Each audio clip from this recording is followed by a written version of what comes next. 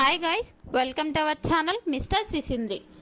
కిర్రాక్ Seetha Bigg Boss హౌస్లో కాంతారా క్లాన్కి చీఫ్గా ఉంటూ మంచి లీడర్గా గుర్తింపు తెచ్చుకుంది.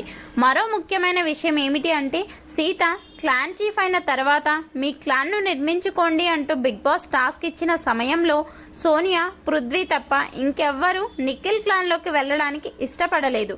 అందరూ సీత క్లాన్లోకి రావడానికి ఇష్టపడ్డారు. ఇక ఇదే విషయాన్ని ఈరోజు బిగ్ బాస్ స్టేజ్ మీదకి వచ్చిన హోస్ట్ నాగార్జున హౌస్లో ఉన్న సీతతో మాట్లాడుతూ ఈ వీక్ బెస్ట్ చీఫ్ అంటూ ప్రశంసలు కురిపించాడు. ఒక చీఫ్గా నువ్వు క్లాన్ను నడిపించిన విధానం కొత్తగా చాలా బాగుంది సీత. ప్రతి దాంట్లో మీ క్లాన్ మెంబర్స్ అందరి సలహాలు తీసుకోవడం, ఏ నిర్ణయం తీసుకున్నా కూడా అందరితో మాట్లాడటం బాగుంది అని చెప్పాడు.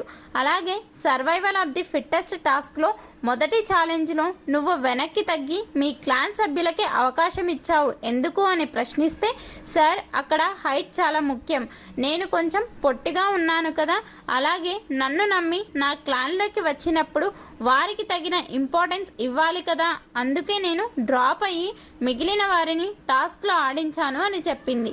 ఇక ఆ తర్వాత నాగార్జున నబీల్ను నిఖిల్ క్లాన్ తప్పించడంపై నీ అభిప్రాయం ఏంటి అంటే, నబీల్ను తప్పించడం తప్పు సార్, వైల్డ్ కార్డ్ను ఆపే టాస్క్ అన్నప్పుడు మా క్లాన్లో నబీల్ ఉండింటే మరో టాస్క్ మేము కూడా గెలిచే వాళ్ళమేమో కదా, అప్పుడు మరో వైల్డ్ కార్డ్ ఇంట్లోకి రాకుండా అడ్డుకునే వాళ్ళం, కానీ నిఖిల్ ఎంతసేపు మా క్లాన్ ఉండటం నాకు ముఖ్యం అంటూ నబీల్ను తొలగించేశాడు.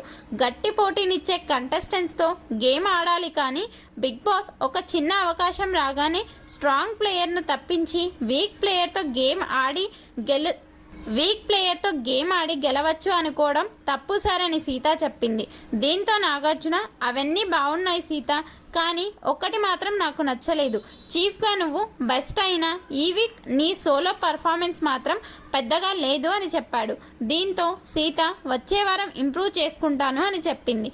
మొత్తంగా నాగార్జున సీత మధ్య జరిగిన ఈ మాటల వ్యవహారంపై మీ అభిప్రాయాన్ని కమెంట్స్ రూపంలో తెలపండి. Please subscribe our channel mister సిసింద్రి.